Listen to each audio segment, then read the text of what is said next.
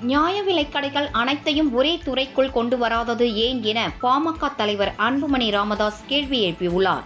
இது தொடர்பாக அவர் வெளியிட்டுள்ள அறிக்கையில், சட்டப்பேரவை தேர்தலை ஒட்டி நியாய விலைக் கடை பணியாளர்களுக்கு வழங்கப்பட்ட எந்த வாக்குறுதியையும் தமிழக அரசு நிறைவேற்றாமல் ஏமாற்றி வருவது மிகப்பெரிய நம்பிக்கை துரோகமாகும்.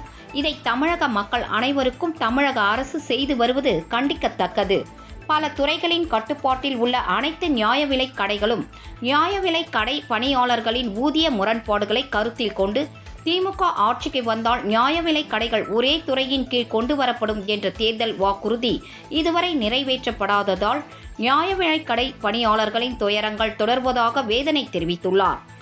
அதேபோல் அனைத்து பொருள்களும் பொட்டலம் செய்து வழங்கப்படும், 1 கிலோ சர்க்கரை கூடுதலாக வழங்கப்படும், நிறுத்தப்பட்ட உளுந்து மீண்டும் வழங்கப்படும் என்பன உள்ளிட்ட வாக்குறுதிகளும் நிறைவேற்றப்படவில்லை என்று கூறியுள்ளார்.